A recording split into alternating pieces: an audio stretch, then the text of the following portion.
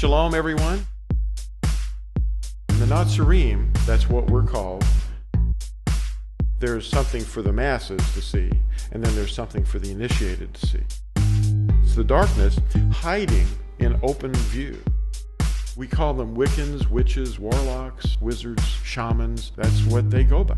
It's poison doctrine.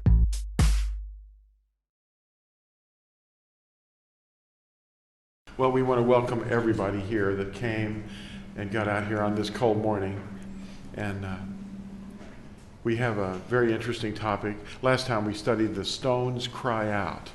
If you haven't seen that one, it's really an interesting study in archaeology and anthropology, but mostly archaeology.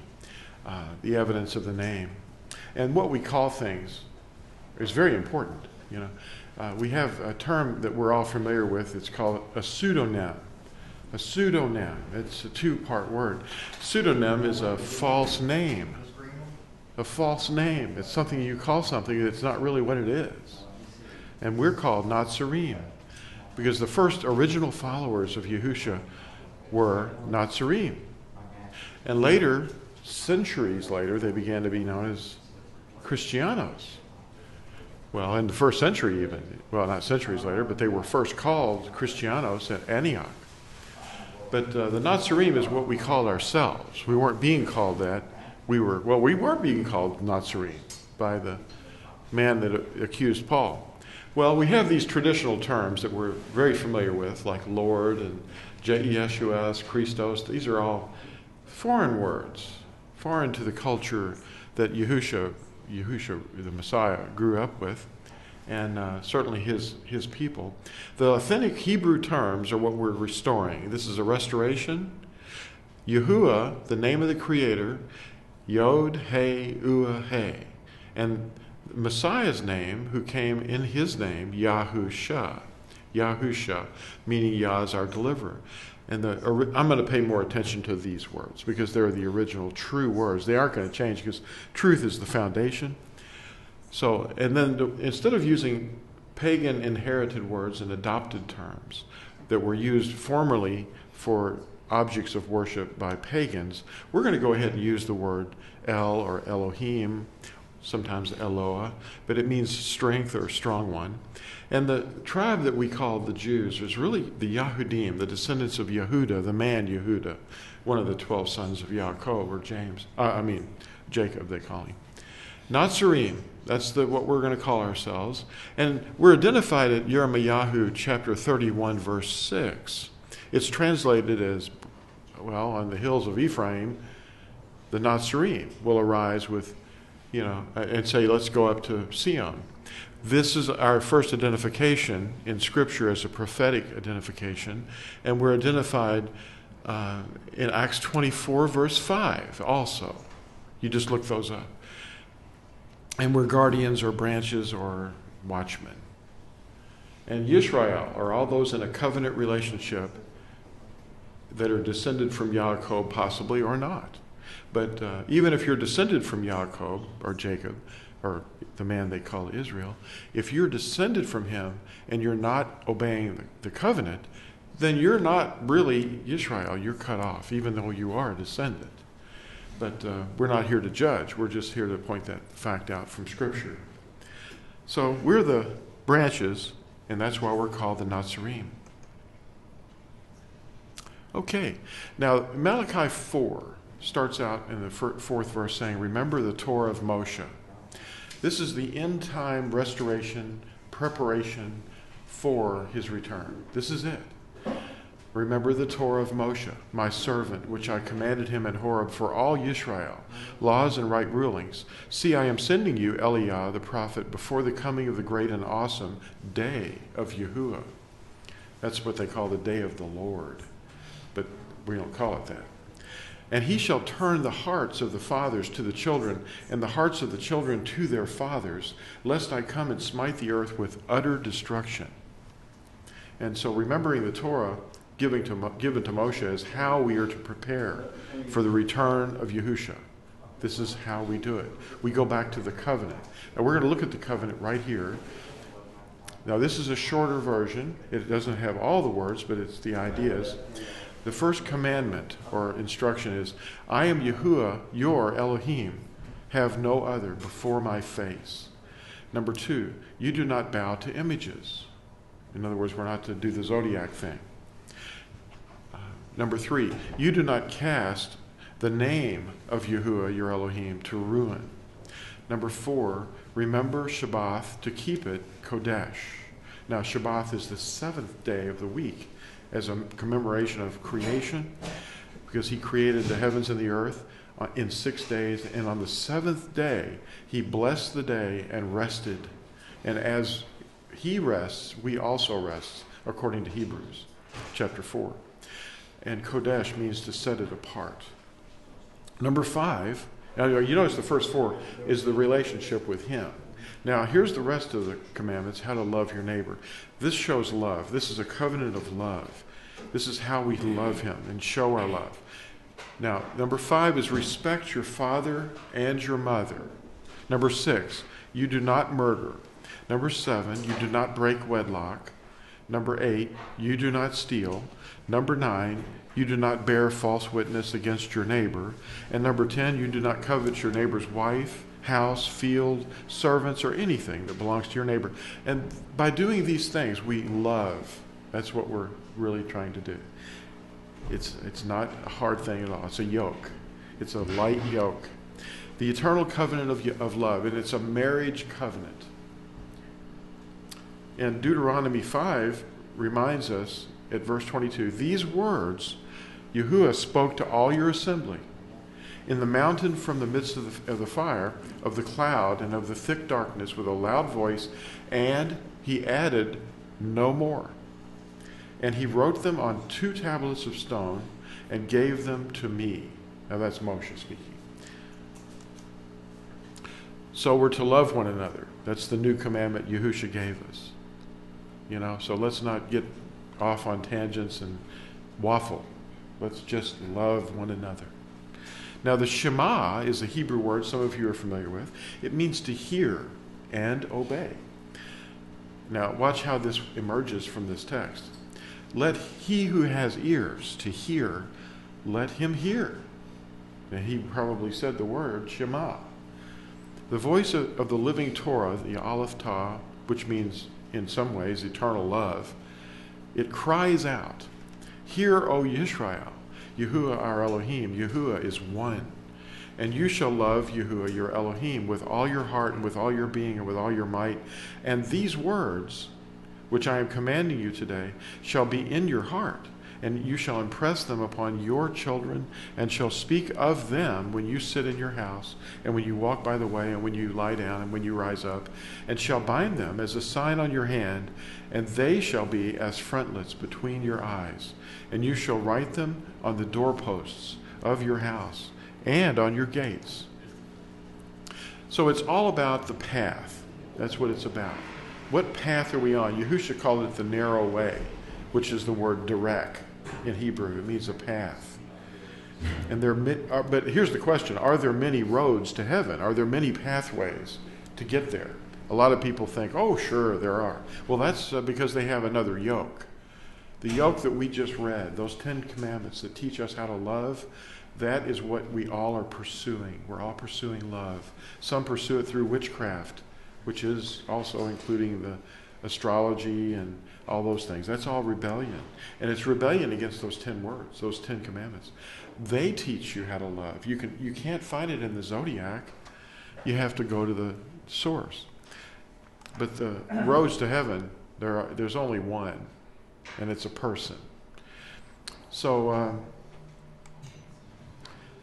this is the seminar that I've entitled Human Traditions, and we're going to look at those as the other ways to heaven that people have adopted. And you see, these are reflected in men's traditions called religions. Religions, which is the root of the word actually means to rebind. It has to do with ligaments in your muscles. To rebind the connection that was broken. Human traditions in his face. Because see, we often forget who's looking. And the objective of this seminar is to contrast the human traditions, which are the false paths, with the will of Yahuah, which is the way of truth. And it's also called humanism. Humanism is an atheistic approach where achievement of utopia is pursued. And they take every possible way but the right one. They tried to build a better government. The first kingdom on the earth was basically pursuing a way to make it utopian existence here on earth, make heaven on earth, and straighten out everything. The one world government and the one world religion. And there is a movement in the United Nations now called the United Religions Initiative. It's going to be abbreviated URI. Some of you have heard of it, some of you haven't. And there's the logo for the URI. It's a United Nations movement, and it's going to be resisting. This is the yoke of Satan, is what that is. There are many roads to heaven. That's the whole objective. Now, the goal is a world political authority, and we are going to see a totalitarian political monstrosity emerging and focusing and concentrating and consolidating its power to unite the whole world under one regime. Now, the word regime is not a scary word. It means government, but often men's governments are very cruel. But it's posing as a religious institution. It's really a political monstrosity. There's two fellows on the earth that everybody's attention is always drawn to, especially when they replace them. And one of them is in the midst of retiring now, and most often they die. It was over 400 years ago that the last one retired while he was still alive. But he's called the Papa, or the Pope. And there's another one that's an equal, if not even more so, interesting to most people, and that's the Dalai Lama. That means the highest monk. And they're both titled His Holiness. Now, that, if you're spiritual and you're pursuing the true Creator, Yahuah, that is an abomination. That title is an abomination. There is no one righteous, not one. Not one. You know this, Scripture, you've sown in your heart. And you call no man His Holiness. You wouldn't do that. And they have a lot of processes that they use to make you feel holy yourself. They do controlling operations. Now, strongholds you hear about strongholds coming out of teachers all the time. What they are basically are false reasonings. They're ideas that you are trapped in. You need to get out of those things because they're binding you up. Now, we know that they invent these techniques to improve your spirituality. They use chakras. They say, your chakras are blocked. And they tell you about these 7 chakras and, to reach nirvana and all that. Nirvana is another word for oblivion to these people over here, the monk. And then they use these techniques called smudging. They take incense or sage or another kind of sweet grass and they burn it. And it's supposed to control the forces and remove these negative forces. Wake up. Burning sage. He's about to smudge. Anyway, Ezekiel 8, verse 16 starts out saying, and he brought me into the inner court of Yahuwah's house. And behold, at the door of the temple of Yahuah, between the porch and the altar, were about 25 men, with their backs toward the temple of Yahuah, and their faces toward the east. This is your sunrise service, is what it is. If you've ever participated or heard of that, that's what this is. And the 24 priests, plus the high priest, made 25. There were 24 orders. Now, and they worshiped the sun toward the east. Then he said to me, have you seen this, O son of man? Is it a light thing to the house of Yehudah that they commit the abominations which they commit here? For they have filled the land with violence and have returned to provoke me to anger, and lo, they put the branch to their nose. Now that's kind of like the smudging thing, He's smudging over here, that fellow's smudging. These are just diagrams, but the idea is there, Now the figurehead of this Dalai Lama, he's the head of the Tibetan Buddhists. you know. And he was evicted by the Chinese government from Tibet, and he has been living in exile in India for decades. His real name is Lamo Dundrub. Okay, the force is very strong with this one. I'm just showing you, they're just human beings. We can have fun. Now, which would Satan, the yoke that the world has on it, the yoke is Satan's yoke. Now, Messiah, Yahushua, said, my yoke is easy and light. What would that be? What would his yoke be? Yoke is teachings. That's his teachings. His teachings are easy. There's 10 of them. We read them. Don't hurt your neighbor. Don't bother your neighbor's wife. Don't steal your neighbor from your neighbor. Don't murder your neighbor. So that's a light yoke. You know, it's easy to not do that, you know. The violence that was in the land and in all the land is caused because they're not keeping the commandments. You teach your children the commandments, they raise up, everybody keeps the commandments, everything's fine. But now crime is out of control, and there's only one reason, because we withheld the yoke. Now, they invented these 7 sacraments in Catholicism, but which is it that Yahuwah taught us to obey and partake of? The 7 sacraments? Can you find that anywhere in there? Or the 10 commandments? Are we to say rosaries and earn merits or indulgences for visiting relics? And what they mean by relics is dead body parts, pieces of people. And, hey, we're going to go see Ralph's thumb. Let's go see it. Look at that. They've got her all propped up in that chair all together. It's all together. And they're rotting. They're sitting there rotting. Are we to practice yoga, which is a word that means yoking with the forces? And you know the forces are actually demonic entities. Are we to walk in circles around our object of worship? We're going to see a little of that too here. Do you think that helps? You know, and dudes don't ordain other dudes. You know, there is a process that was used when the priesthood was going on in the book of Leviticus, and you'll notice the right ear, the right thumb, the right toe.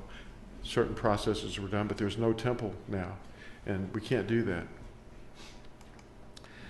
Here's some stupa. Here's a stupa, and here's another stupa. The stupa is the, I like that word, don't you?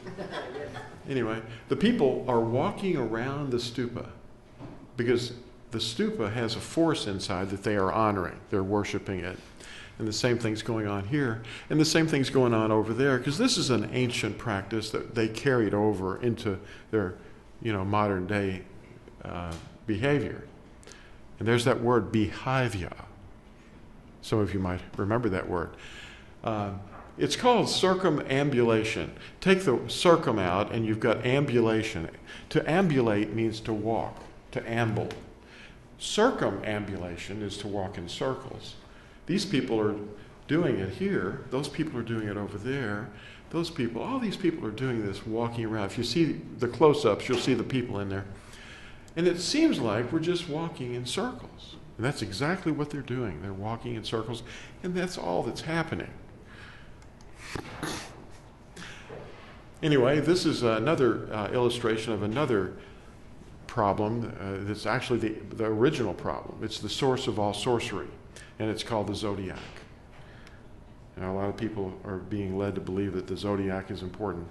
It isn't. It's just made up. You're not to put animals in anything in the heavens above, in the earth below, or in the waters under the earth before you, and give any honor to them or any regard. These are a couple of objects in time. They're lost in time, but their meanings are forgotten. What they are, you can figure it out. This little fellow over here on the right is saying, at first I was like, but then I was like, We don't know what the wreath is normally. And this is an Islamic thing. They whirl around this black stone that's inside this box. They're mysterious because they don't really unfold the meaning of what they are. They don't interpret it for you. But do not be carried away by false teachings. Ephesians 4:11 says, "And he himself gave some as emissaries, and some as prophets, and some as evangelists, and some as shepherds, and some as teachers, for the perfecting of the set apart ones, to the work of service, to a building up of the body of the Messiah, until we all come to the unity of the belief and of the knowledge of the Son of Elohim, to a perfect man, to the measure of the stature of the completeness of Messiah, so that we should no longer be children, tossed and borne about by every wind of teaching, by the trickery of men, in cleverness unto the craftiness of leading astray, but maintaining the truth in love. We grow up in all respects into him who is the head, Messiah, from whom the entire body, joined and knit together by what every joint supplies, according to the working by which each part does its share, causes growth of the body for the building up of itself in love. So this I say, and witness in the Master, that you should no longer walk as the Gentiles walk, in the futility of their mind." We just saw some people walking. Remember? They were walking, but it wasn't doing them any good. They weren't obeying the Ten Commandments. Now here's a question. What is pluralism? The answer is it's humanism's attempt to promote a false well-being in an ignorant public that hopes there are many roads to heaven, promoting political correctness above all. Intolerant people are not, or they're shunned. Like, oh, those people are intolerant of all these other diverse things. Diversity is another word for it. Diversity? Did Yahushua say, you need more pluralism? You have to be diverse. You have to be accepting of all these things. Yahuwah is going to come with fire and wrath. Yahushua never promoted such things as pluralism, diversity of belief, liberalism, interfaith ecumenical dialogue, or toleration of other trees. Now let's see, what are we saying? What's a tree? Why are we using trees? Because in Scripture, there's code words. They mean things. The trees are sources of teachings. Do you remember that one tree that stands out in all of our memories? There was a serpent in that tree. It was whispering lies. What were the lies all about? What was it? It was a religion. That's what it was. And the dragon, or the serpent, seeks to feed everyone in the fruit of the tree of religion, holding humanity captive to his teachings. That's his yoke. And he has a lot of different, teachings that are all against the true easy yoke, against Yahuwah. Psalm 119. Wow. Psalm 119. Starting at verse 9, it says, "How would a young man cleanse his path?" That's what we're talking about, path. "To guard it according to your word. I have sought you with all my heart. Let me not stray from your commands. I have treasured up your word in my heart." These are code words. The word is his commandments. And in my heart that he's talking about is his vessel, his inner heart, that I might not sin against you. In other words, rebel and disobey. "Blessed are you, O Yahuwah. Teach me your laws. With my lips I have recounted all the right rulings of your mouth." He said these are all he gave us, and this is it, All the right rulings of your mouth. "I have rejoiced in the way of your witnesses as over all riches. I meditate on your orders and regard your ways. I delight myself in your laws. I do not forget your word." See, all these are code words for the same thing, and that's the Torah, the instruction. Yahuwah's word is truth. It never changes. It doesn't waffle around. It's not going to modify itself for different time zones and different periods of men's traditions. It's reality. It's not religion. It's something you can trust in. You build your house on his truth, and you will not be washed away when the storm comes. Yahushua said to him, "I am the way and the truth and the life. No one comes to the Father except through me. Now that doesn't sound like there's many ways. He just said the opposite of that. And these men, they will actually tell you, oh, there's many ways. At the highest levels, they'll tell you that. Yahuwah warned us not to make a covenant with the Gentiles, nor give our children to them in marriage. We're not supposed to say, well, we have to be diverse and accepting of other people and tolerant of their beliefs. That's not what he's saying here. Exodus 34:12 starts out saying, guard yourself, lest you make a covenant with the inhabitants of the land where you're going, lest it be a snare in your midst. But break down their altars and smash their pillars and cut down their Asherim. I wouldn't even say that. For you do not bow yourselves to another mighty one, for Yahuwah, whose name is jealous, is a jealous El. Lest you make a covenant with the inhabitants of the land, and they whore after their mighty ones, and slaughter to their mighty ones, and one of them invites you to eat of his slaughterings, and you take of his daughters for your sons, and his daughters whore after their mighty ones, and make your sons whore after their mighty ones. See? Now, this is an abomination, for people to get together at the highest levels at the United Nations and all sit together and go, I'm legitimate. I have a way to heaven. Deuteronomy, or Devarim, chapter 18, verse 9 says, when you come into the land which Yahuwah your Elohim is giving you, do not learn to do according to the abominations of those Gentiles. This is a symbol of Judaism, which is also a men's tradition. It is.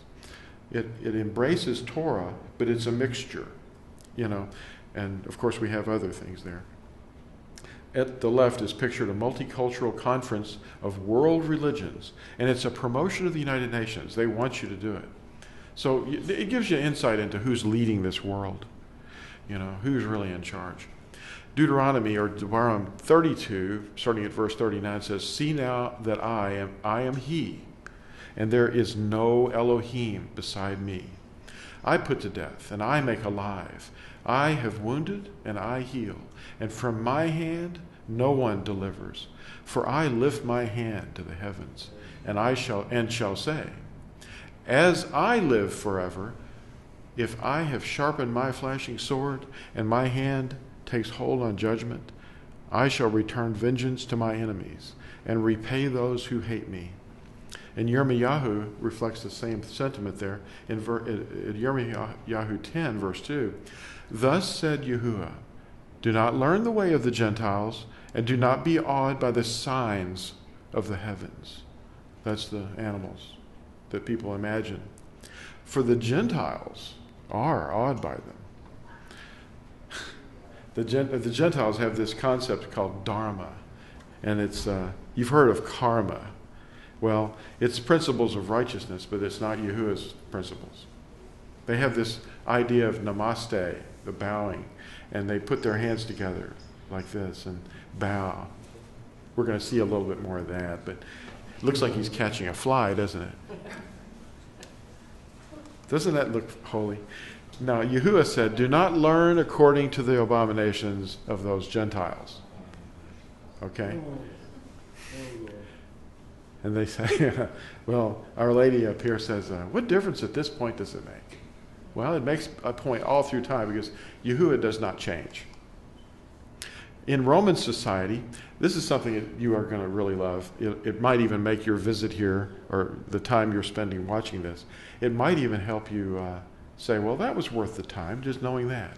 Well, you've heard of an inauguration, right? If you have a new president or a new mayor, we're going to inaugurate a new mayor. Well, it's actually a pagan priest that was called for that. That's actually an adopted principle and practice. It's learning the ways of the Gentiles. What did we just say? We don't do that. Well, they inaugurate in spite of that. Anyway, here we go. In Roman society, the augur was a priest and an official in the classical world, especially in Etruria and Roma. The Etrurians were people lived before the Roman Empire. It was in Italy. But the word augur is a mutilated form of Avi and Gero, and it means the direction of birds. Now, when birds take flight, they just take these little paths together. And depending on which paths they would take, it was like interpreting the entrails of a goat or some animal. It was the same principle. These priests were standing by waiting for the birds to take off, and then they'd hold this little thing called a lituus. And the lituus was a little thing that they held, like a wand. And they watched through it, and they interpreted the path of the birds as they went. And, of course, it looked like, it's all, nonsense, but it's something that people are easily tricked, and they're carried away by winds of doctrine, Anyway, the wand of augury is what it was. Now, taking auspices is also related upon the word birds. It's talking about birds. There's a little bird down there. And these guys are saying, hey, dude, check this out. Now, watch this. Did we remember seeing the lituus? It's augury. It's taking auspices, inauguration. And it was, to detect the future. It was a way of forecasting the future. Prognostication. Now, you see the shape of that, right? Oh boy, forget about it. What about the wand? Well, what's that? Where did that come from? It's really creepy because they have a way of blending things together. It's called syncretism. They take objects, behaviors, and things, and they say, well, you know what this is? This is actually a shepherd's staff. Yeah. Well, why does that one look like a snake? What's going on there? This guy's at a machine to make him forget about it. It's another coincidence. It's not a coincidence. Now, here's another coincidence. You see the right hand on this statue, which was actually the pagan image of Jupiter of the Romans. They renamed it Peter, and they propped it up. It's got a little sun disk halo, like the Buddhist statues have halos too, because it's all sun worship. It's part of the zodiac thing. Well, the right hand has two fingers up. He has two fingers up. These are code signs, and his two fingers are up as well. And the two fingers represent spiritual and temporal authority. In other words, they're ultimately the authority.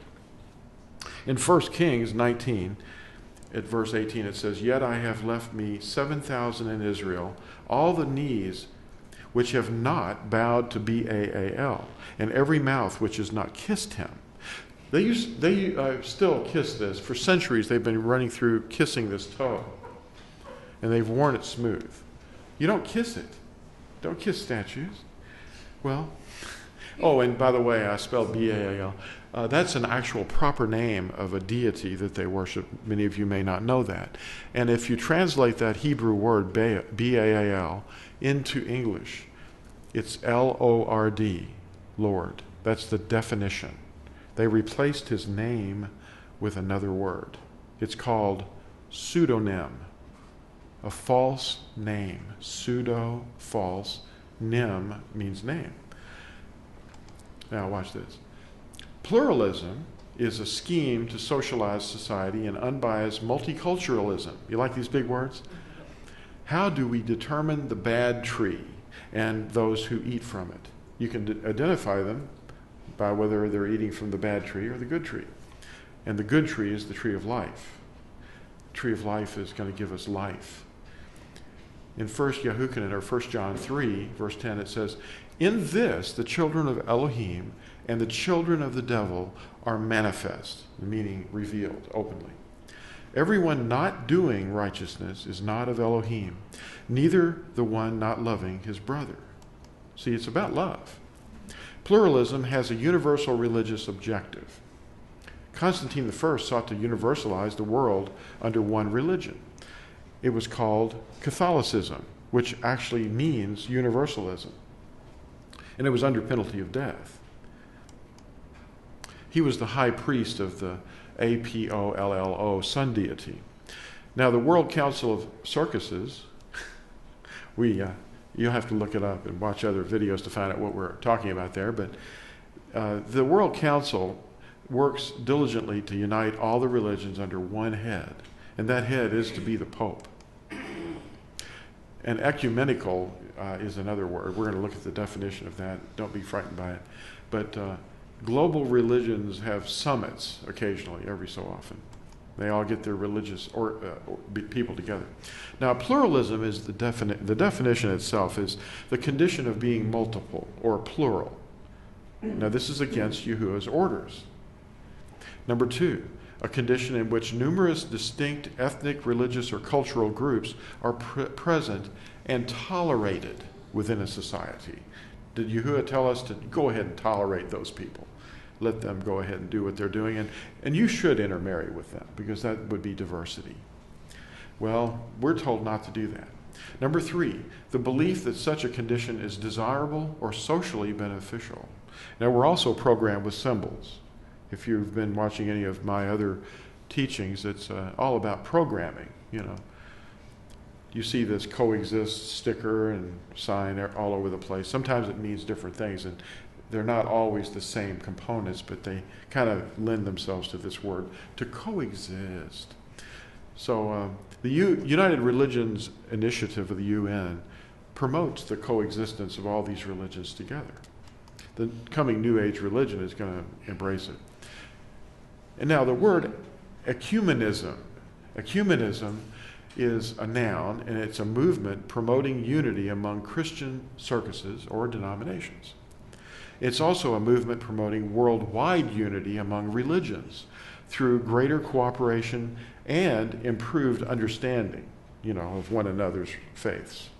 It's acceptance, which is not what Yahuah told us to do. The World Council of Circuses formed after World War II as a part of the United Nations. Now, according to Webster's dictionary, ecumenical means pertaining to the entire inhabited earth, and it's universal in extent. The ecumenical movement is central to the interfaith dialogue. Oh, and you'll notice the solar kind of appearance to this. If I just strip all the other elements away, you can see that it is solar.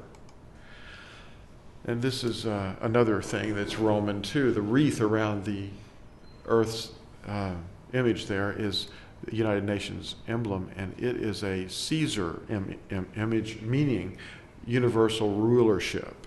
The laurel wreath encircles the world. Now, the URI's statement of purpose. Here's the purpose of the United Religions Initiative. And this is their own statement. Here it comes. To promote enduring daily interfaith cooperation, to end religiously motivated violence, and to create cultures of peace, justice, and healing for the earth and all living beings. And it sounds so nice. And yet they will be violent. To remove violence, they will become violent. That was what the Inquisition was all about. Violence to end the differences. They wanted everything to be the same. The uniting of all religions is the goal of the Theosophical Society. Now, many of you have never heard of the Theosophical Society, but actually it was the first attempt to unite this thing. And it's the yoke of Satan, as well as the World Council of Circuses.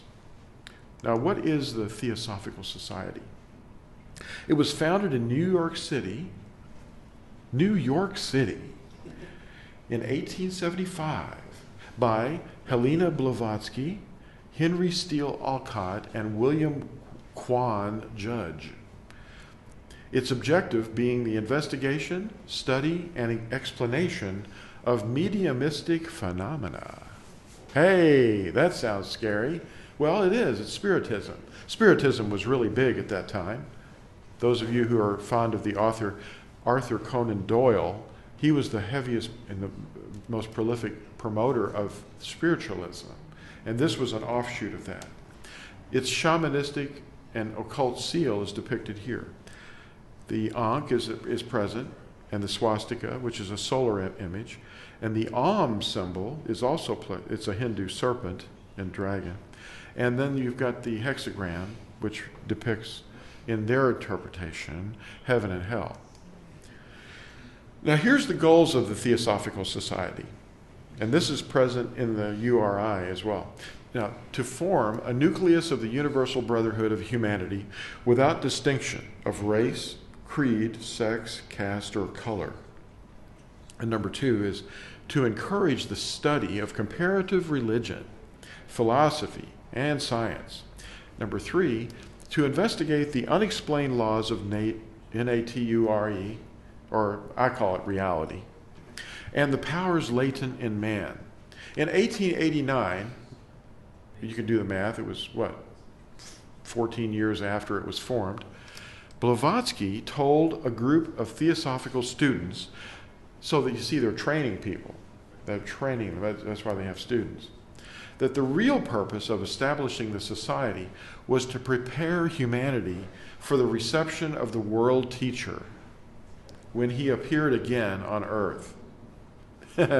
Who's the world teacher they're expecting? The anti-Mashiach. Now, here's a patch from that same organization, the URI patch. Now, the wreath of Caesar is again pictured here with their symbol. The URI promotes a lot of different symbols. You know, they don't know which one to choose, I guess. But anyway, it's talking about a world ruler. And the anti-Mashiach, or anti-Messiah, is the world teacher that they're awaiting.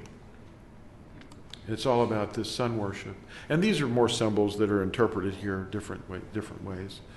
And of course, some people are afraid of certain symbols, and this symbol is just the seal of David, or Daud, the king of Israel. It's $2 is all it really is. Anyway, Matthew 3, verse 10 says, "And the axe is already laid to the root of the trees." Now, who's speaking? Does anybody know who this is that's speaking there? I think it's Yehuchanan, the immerser. I think it's his cousin.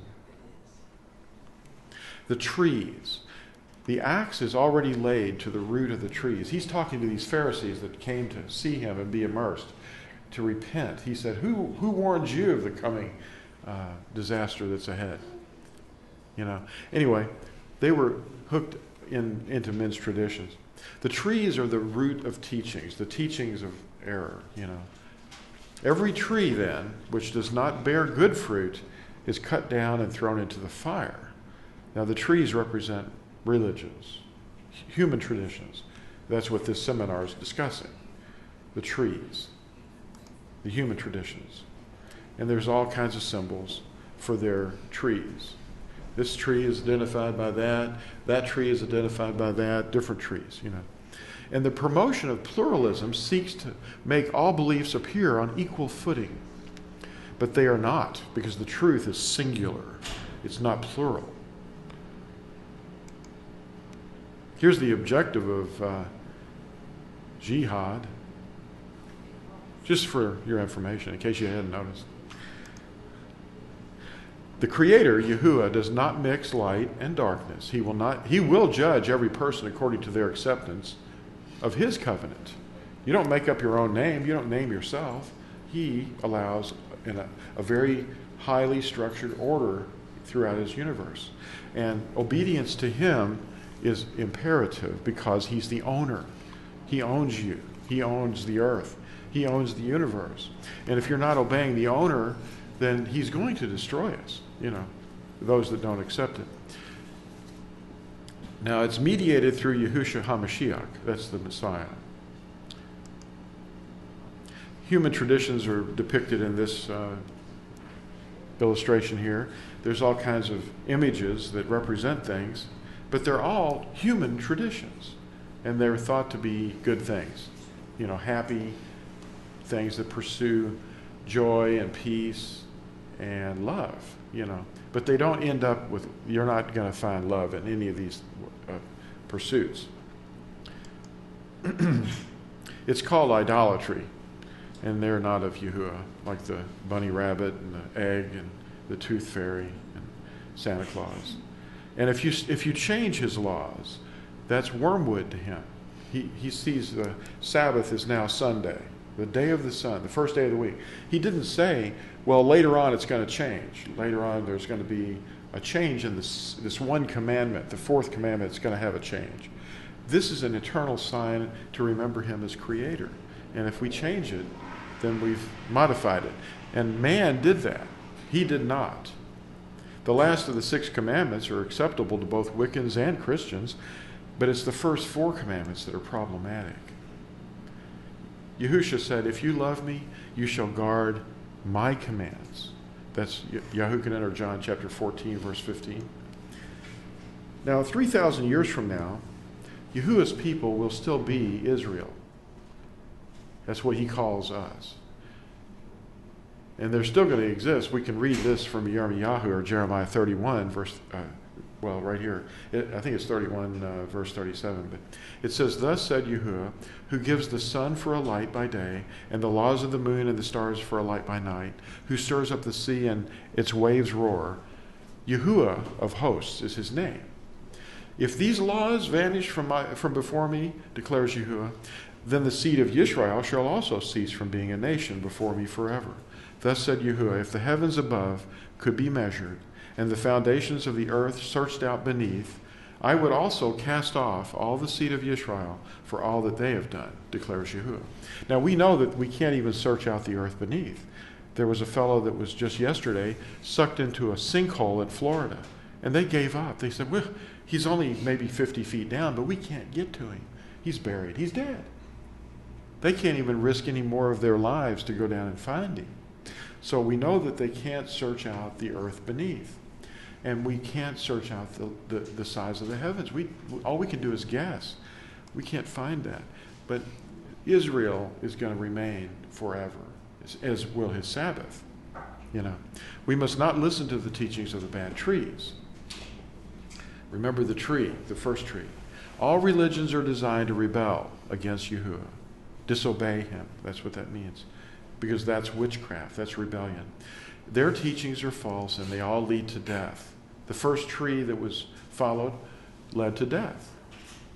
Matthew 12, verse 33 says, either identify or make the tree good and its fruit good, or else identify the tree as rotten and its fruit rotten. For a tree is known or identified by its fruit. Brood of adders, how are you able to speak what is good, being wicked? For the mouth speaks from the overflow of the heart. The good man brings forth what is good from the good treasures of his heart, and the wicked man brings forth what is wicked from the wicked treasure. And I say to you that for every idle word that men speak, they shall give an account of it in the day of judgment. For by your words you shall be declared righteous, and by your words you shall be declared unrighteous. So we have Yahuwah's words given to us, and if we read Deuteronomy chapter 4, 5, and 6 together, we'll see it all appear. Now in Deuteronomy 4, starting at verse 7, it says, for what great nation is there which has Elohim so near to it as Yahuah, our Elohim, is to us, whenever we call on him? And what great nation is there that has such laws and righteous right rulings like all this Torah, which I set before you this day?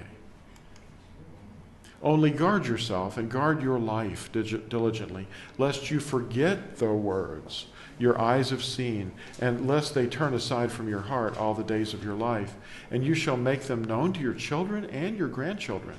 The day when you stood before Yahuah your Elohim in Horeb, Yahuah said to me, assemble the people to me, and I make them hear my words, so that they learn to revere me all the days they live on the earth, and teach them to their children. It doesn't sound like he's planning on ending those words at any time. Now, in what they call Joshua, the book of Yahushua, chapter 1, starting at verse 5, the very first part, the sixth book of Scripture, basically, it says, no man is going to stand before you all the days of your life. As I was with Moshe, so I am with you. I do not fail you or forsake you. Be strong and courageous. For you are to let this people inherit the land which I swore to their fathers to give them. Only be strong and very courageous, to guard, to do all the Torah which Moshe my servant commanded you. Do not turn from it right or left, so that you act wisely wherever you go. Do not let this book of the Torah depart from your mouth, but you shall meditate on it day and night, so that you guard to do according to all that is written in it. For then you shall make your way, your path, prosperous, and act wisely. Have I not commanded you? Be strong and courageous. Do not be afraid, nor be discouraged, for Yahuwah your Elohim is with you wherever you go.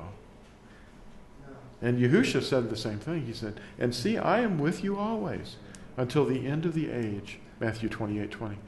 And in chapter 24, one of my favorite parts of Scripture is, and now fear Yahuwah. This is the guy they call Joshua. His name is Yahusha. And now fear Yahuwah, serve him in perfection and in truth, and put away the mighty ones which your fathers served beyond the river and in Mitzrayim, and serve Yahuwah. And if it seems evil in your eyes to serve Yahuwah, choose for yourselves this day whom you are going to serve, whether the mighty ones which your fathers served, which are beyond the river, or the mighty ones of the Amorites, in whose land you dwell. But I and my house, we serve Yahuwah. So there's no pluralism.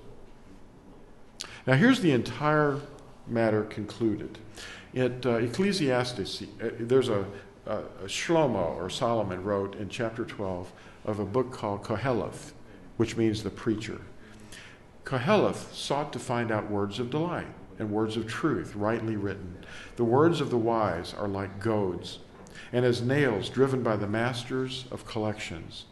They were given by one shepherd. And besides these, my son, be warned, the making of many books has no end, and much study is a wearying to the flesh, or of the flesh. Let us hear the conclusion of the entire matter. Fear Elohim and guard his commands, for this applies to all mankind. For Elohim shall bring every work into right ruling, including all that is hidden, whether good or whether evil. So we see when the preacher or some teacher tells you that was for then, and we live in a different society, and we're not that people, then what's that saying here? This says this applies to all mankind. Do this and you shall live. Luke 10, at verse 26.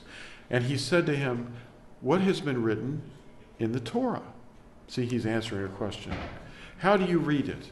And he answering said, you shall love Yahuwah your Elohim with all your heart, and with all your being, and with all your strength, and with all your mind, and your neighbor as yourself.